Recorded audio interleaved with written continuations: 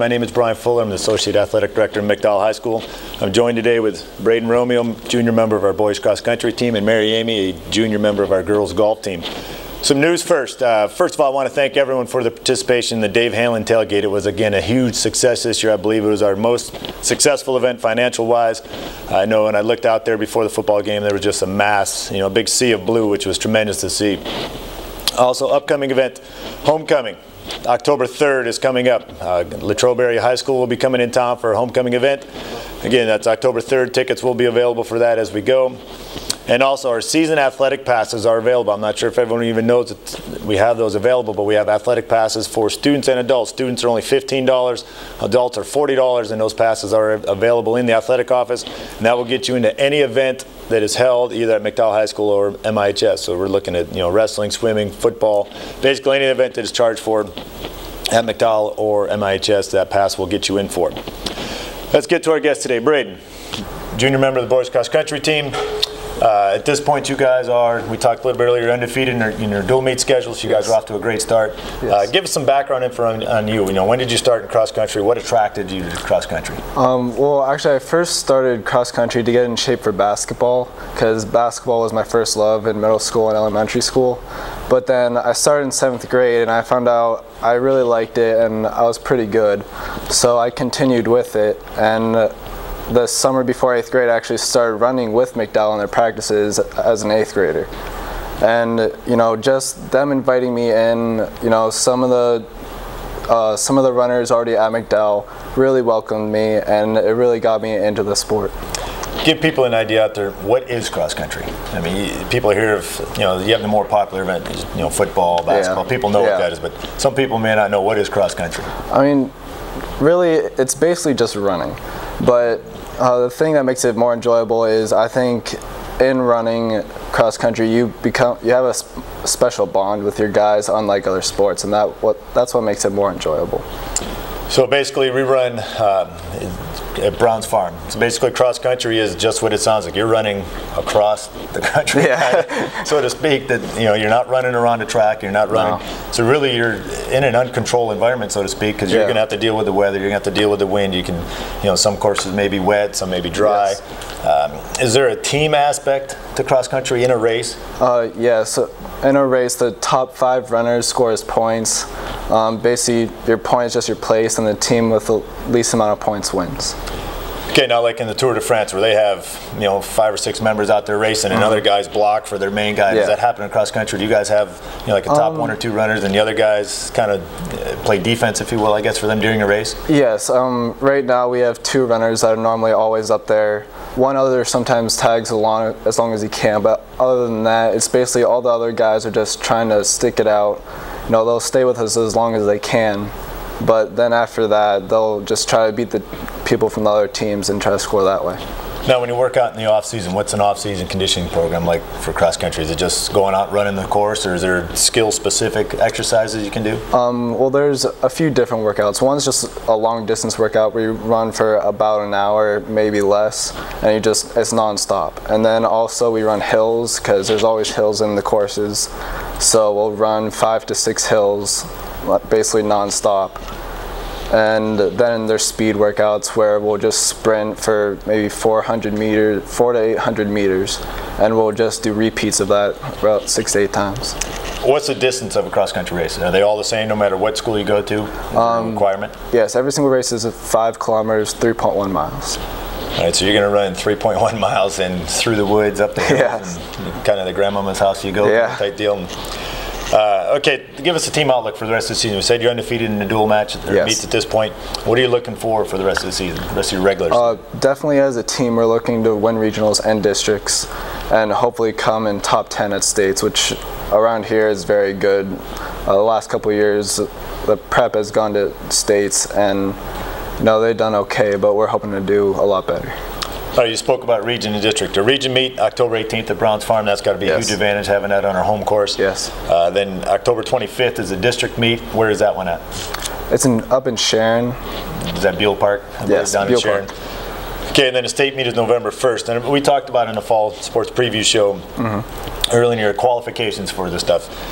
Everybody qualifies for the region meet? Yes. So basically all teams get together and it's one big race. Yeah, the top 10 is varsity and everyone else runs JV.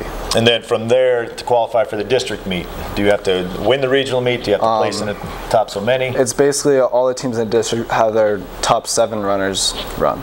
Okay, so they go to the region meet, then it's just kind of a warm-up for the district meet, so to speak. Yes. So then to qualify for states, you have to finish, what was it, in the top 5? Yes. As an individual, and then whoever wins district as a team, that entire team goes. Yes. And then it's the next 5 runners get to go on to the state meet, so that's exciting. All right, last question. What personal goals do you have for this season? Me personally, I would like to win regionals and win districts and run below 16:45, which around here only one person has done it, that's Mike Moore from Prep. So he's my main competition for regionals and districts. Outstanding. Looking forward to great things from the boys cross country team. Yes. As always, some upcoming boys events. For the week, we have soccer versus Meadville, 7 and 8:30. That will be at Meadville. And then we also have cross country, as we just talked with Braydon. They'll be hosting Strong Vincent High School, 4 o'clock at Browns Farm.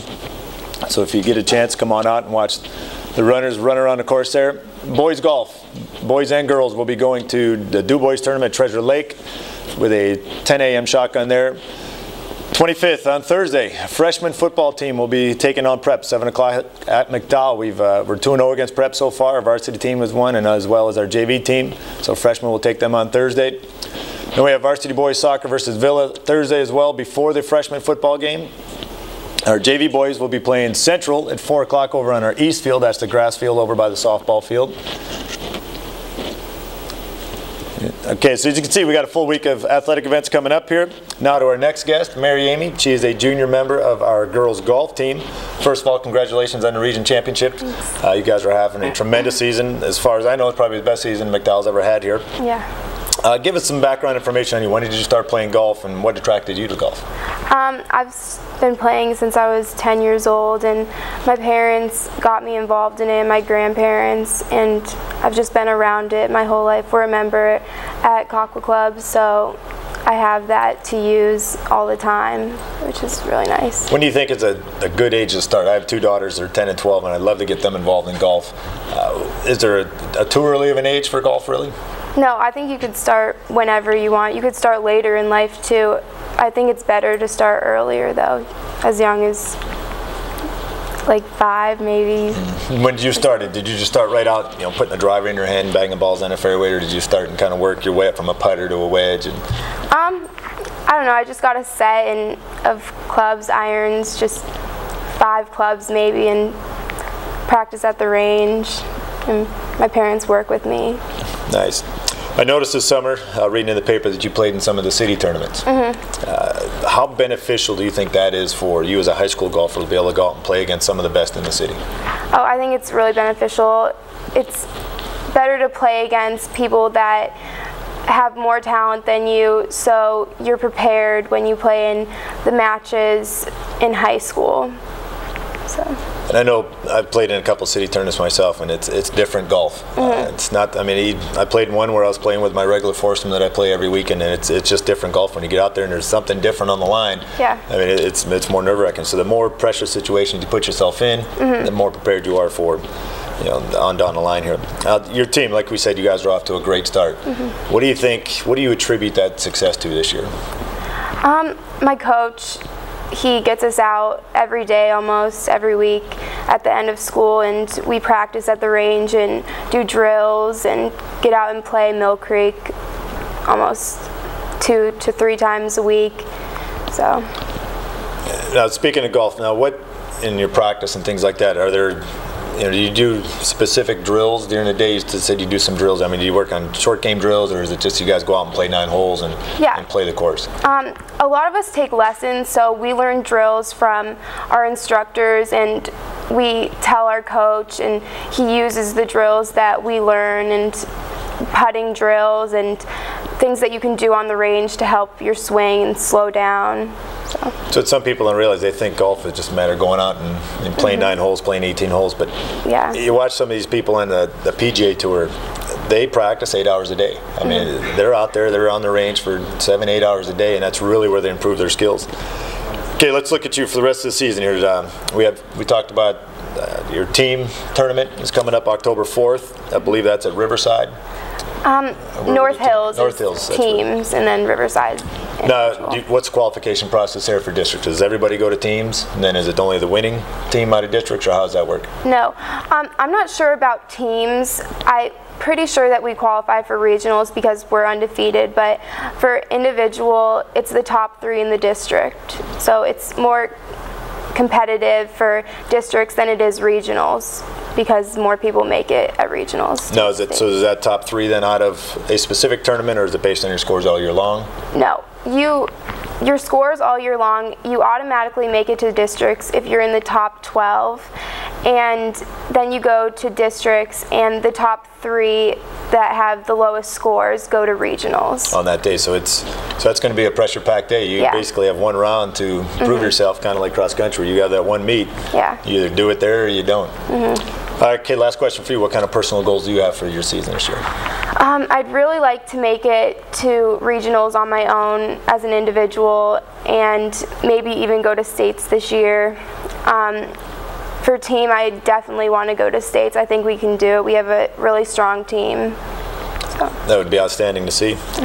Thank you both for attending today, and appreciate you missing class time to come down here. Some upcoming girls events. Girls volleyball team will host East at 6 and 7:30 tomorrow. Girls golf, they will host a mega match at Mill Creek Golf and Learning Center at 4 o'clock tomorrow. Girls soccer will host Bradford, JV's at 4, varsity at 6 o'clock. And then also on the 24th, our girls tennis team will host General McLean at McDowell with a 4 o'clock start time there. And again, girls tennis will host Central at 4 o'clock on Thursday. And then Friday, our football team will be away, but our girls soccer will be hosting State College. That'll be a nice match for them. State College will be coming in Friday at 6 o'clock JV, 7:30 varsity match. For more information, I'd like to thank everyone for viewing today. More information, please call the athletic office, 835-5428. Once again, we have season passes available. They can be picked up at the office. We have homecoming coming up here October 3rd. Our physicals update, just a reminder to everybody, physicals now are only required once a year. So if you are a fall sport athlete and you're participating in a fall sport right now and you wish to participate in a winter or spring sport, all you will need is to complete Section 5 and possibly Section 6 of the physical packet.